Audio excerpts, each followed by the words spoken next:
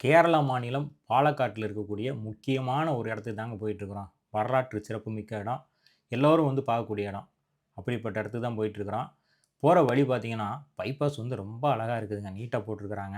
ஆனா முக்கியமா நம்ம கவனிக்க வேண்டிய விஷயம் இன்னொன்னு இருக்குங்க. அதாவது இந்த ரோட்ல நம்ம பயணம் பண்ணும்போது 50 கிலோமீட்டர் வேகத்துக்கு மேல வாகனத்தில பயணம் பண்ணக்கூடாது. காரணம் என்னன்னு கேட்டீங்கன்னா, கேரளா அரசாங்கம் வந்து ஃபைன் போட்டுருவாங்க.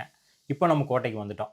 கோட்டைக்கு உள்ள பார்த்தீங்கன்னா, அவ்வளோ அழகா இருக்குங்க. என்ட்ரன்ஸே வந்து ரொம்ப சூப்பரா இருந்தது. என்ன காரணம், அந்த காலங்கள்ல வந்து இந்த கல்லெல்லாம் வந்து எப்படி வெட்டி எடுத்திருப்பாங்கன்னு தெரியல.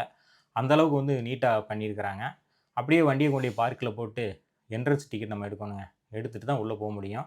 அப்படியே டிக்கெட் எடுத்துட்டு உள்ள போனோம்னா, பார்க்குறதுக்கு அவ்வளோ அழகா இருந்ததுங்க. இந்த 2 சைடுமே வந்து பார்த்தீங்கன்னா, அதாவது கேரளான்னு சொன்னாலே அழகா இருக்கும். ஆனா கோட்டை வந்து அத விட அழகா இருந்தது.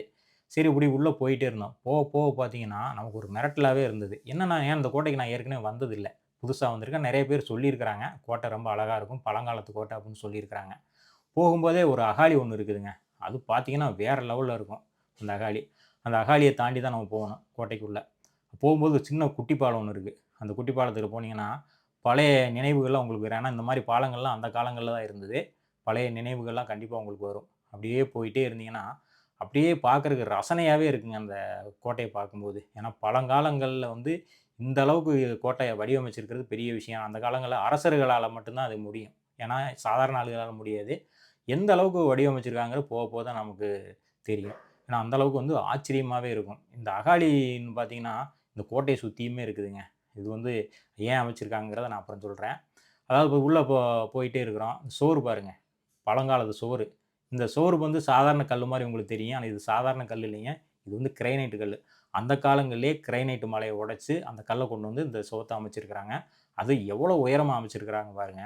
பார்க்கறதுக்கு வந்து அவ்வளோ அற்புதமா இருந்தது. இப்போ வந்து இத வந்து தொல்லியல் துறை தான் வந்து இத வந்து பராமரிச்சுட்டு வராங்க. அதனால தான் இன்னும் வந்து இந்த கோட்டை வந்து அழியாம இருக்கு. ஏன்னா, பழங்காலத்து கோட்டைகள்லாம் நெறைய கோட்டைகள் அழிஞ்சிருச்சு. இன்னும் வந்து அழியாம இருக்குது. இவங்க பாதுகாத்துட்டு வரனால அழியாம இருக்கு.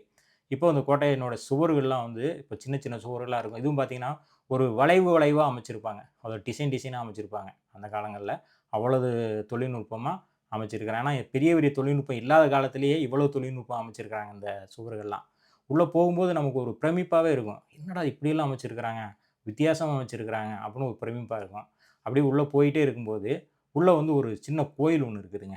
அந்த கோயில் பார்த்தீங்கன்னா, ரொம்ப அற்புதமா இருக்கு. அதில நெறைய சாமிகள் இருக்கு.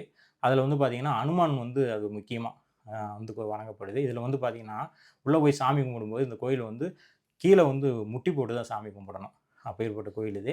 அந்த கோயில் உள்ள பாருங்க எவ்வளோ அழகா இருக்குன்னு, அந்த வளைவு. அப்படியே போய் சாமிய கும்பிட்டு, அப்படியே உள்ள அடுத்து நம்ம வந்து அப்படியே போயிட்டே இருக்கலாம். இப்ப சாமிய கும்பிட்டாச்சு. இனி அடுத்து வந்து நம்ம உள்ள போலாம். உள்ள போறதுக்கு பார்த்தீங்கன்னா, போற வழியுமே வந்து ரொம்ப நல்லா தான் இருக்கும். அந்த கோயில் வந்து அற்புதமா, அழகா வடிவமைச்சிருக்காங்க. நீட்டா இருக்குதுங்க. இப்போ சாமிய கும்பிட்டு கோட்டைக்குள்ள போறோம். போம்போது பார்த்தீங்கன்னா, 2 சைடுமே வந்து அப்படியே இதே சுவர்கள் தான் இருக்கும். ஆனா நம்ம வந்து முதல்ல வந்து என்ட்ரன்ஸ் டிக்கெட் ஒண்ணு வாங்கணும் தெரியுங்களா? அத வந்து இங்க வந்து நம்ம வந்து உள்ள குடுத்து என்ட்ரி பண்ணணும். பண்ணிட்டா தான் உள்ள விடுவாங்க. இப்போ என்ட்ரி பண்ணிட்டு தான் நம்ம உள்ள முடியுங்க. இப்போ என்ட்ரி பண்ணியாச்சு உள்ள போறோம். உள்ள போகும்போது பார்த்தீங்கன்னா, இந்த பழங்காலத்து அந்த நடன மண்டபம் அந்த மாரிலாம் இருக்கும். அதெல்லாம் பார்த்துட்டே போலாம். இந்த சைடு பார்த்தீங்கன்னா, உங்களுக்கு வந்து மரங்கள் இருக்கும். அதெல்லாம் இருக்கும். அந்த காலங்கள்ல இந்த இடத்துல வந்து கட்டடங்கள்லாம் இருந்தா சொல்லப்படுது. ஆனா இப்ப இல்ல. இது வந்து கொஞ்சம் மாத்தி இருக்கிறதாகவும் சொல்லப்படுதுங்க. இதுல வந்து செடி, கொடி இந்த மாரி தான் வச்சிருக்கிறாங்க. இதுல இன்னொரு விஷயம் என்னன்னு கேட்டீங்கன்னா, அப்படியே போயிட்டே இருந்தோம்னா, பார்க்கறதுக்கு வந்து நமக்கு வந்து ஒரு பச்சை பசேல்ன்னு தான் தெரியுமே தவிர, வேற உள்ள வந்து ஒண்ணுமே இருக்காது. பழங்காலத்து கட்டடங்கள்னு சொல்றாங்க. அந்த மாரிலாம் எதுவுமே இல்ல. ஆனா பார்க்கறதுக்கு வந்து அழகா இருக்கும்.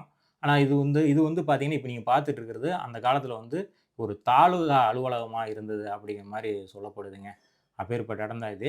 இதுல வந்து இன்னொரு விஷயம் என்னன்னா, இது வந்து இந்த கோட்டையோட வரலாறு என்ன அப்படிங்கிறத நாங்க அங்க ஒருத்தர்ட்ட கேட்டோம். அந்த அண்ணன் சொன்னாரு, "இந்த கோட்டையோட வரலாறு வந்து இதுதான்" அப்படின்னு இப்ப சொல்லுவாரு பாருங்க. அத நீங்க கண்டிப்பா வந்து கேட்கலாம்.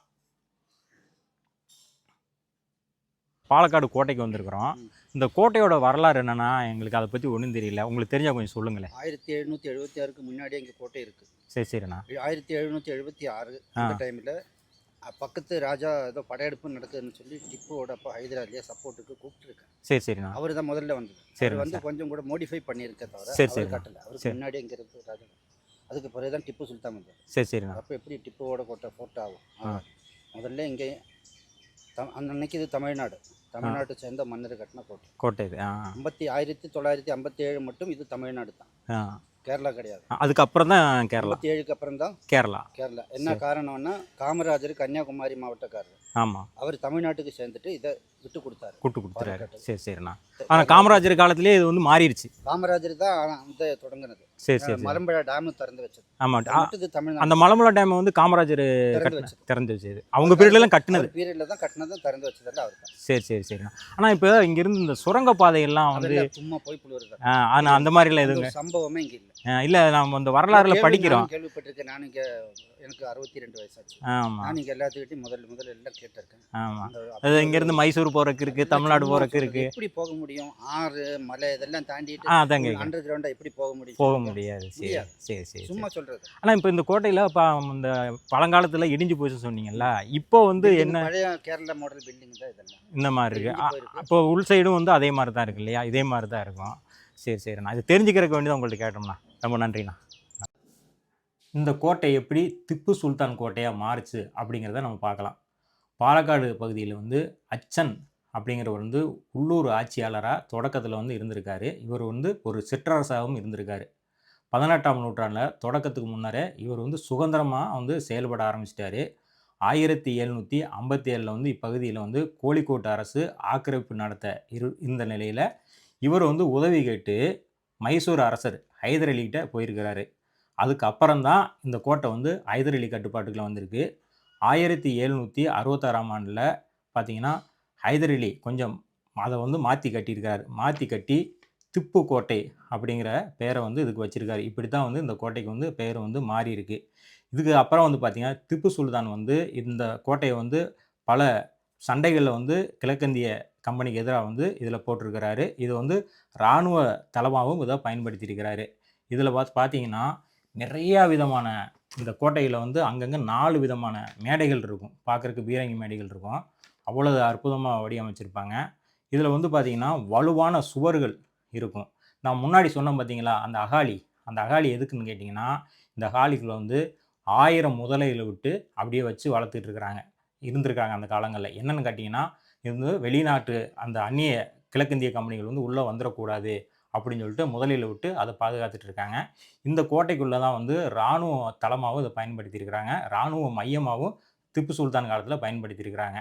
அதனால தான் இந்த கோட்டையோட பேர் வந்து திப்பு கோட்டை அப்படின்னு அழைக்கப்படுதுங்க. ஆனால் இது வந்து இந்த அண்ணன் ஏற்கனவே முன்னாடியே சொன்னது மாதிரி இந்த கோட்டையை முழுசாக வந்து அவங்க கட்டலை அப்படிங்கிற மாதிரி சொல்லப்படுது. ஆனால் இது வந்து கோட்டை பார்த்திங்கன்னா, இது வந்து தமிழகத்தில் இருக்க மன்னர்கள் வந்து முதல்ல கட்டினதாக இது சொல்லப்படுதுங்க. இப்போ இந்த கோட்டை வந்து பார்த்திங்கன்னா முழுமையாக வந்து பராமரிச்சுட்டு வர்றாங்க அப்படிங்கிறத நம்ம பார்க்கலாம். இந்த கோட்டையோட அந்த மேல் பகுதியில் நின்று பார்த்தோம்னா பாலக்கோட்டோட ஒரு பகுதியே வந்து நமக்கு தெரியும். பாலக்காடு வந்து அந்த அளவுக்கு வந்து ஒரு உயரமாக அந்த மாதிரி வியூவில் நின்று பார்த்தோம்னா அந்த பகுதி நமக்கு தெரியும். இது அவ்வளோ உயரமான கோட்டை அப்படிங்கிற மாதிரி நம்ம சொல்லப்படுதுங்க. இந்த கோட்டை வந்து பெரிய வரலாறு அப்படின்னு சொல்ல போனால் இது நிறைய வரலாறுகள் வந்து இதில் மறைக்கப்பட்டிருக்கு. அது முழுமையாக வந்து நம்மளால் சொல்ல முடியல. ஆனாலும் கூட இதில் வந்து இந்த கோட்டையினுடைய அந்த அந்த விளக்கமான சுவர்களை பார்க்கும்போது நமக்கு தெரியுது இதில் பெரிய வரலாறு அப்படி இருக்குது அப்படின்னு. ஆனால் இதில் வந்து பார்த்திங்கன்னா பழங்காலத்து மன்னர்கள் வந்து இதில் நிறைய ஈடுபட்டிருக்கிறாங்க அப்படிங்கிற விஷயத்தையும் நம்ம பார்க்கப்படுதுங்க. அந்தளவுக்கு வந்து ரொம்ப வந்து நவீனமாக வடிவமைச்சிருக்கிறாங்க. கோட்டையை நீங்கள் சுற்றி பாருங்கள், ரொம்ப அற்புதமாக இருக்கும். உங்களுக்கு பார்க்குறதுக்கு பழங்காலத்து நினைவுகள் இருக்கும். அந்த காலத்து ராஜாக்கள்லாம் இப்படிலாம் வாழ்ந்துருக்கிறாங்க, அந்த காலத்து மன்னர்கள் இப்படி வாழ்ந்துருக்காங்க அப்படின்னு தெரியும். இது பாலக்காட்டோட மத்திய பகுதியில் தாங்க அமைஞ்சிருக்கு. போய் பாருங்க.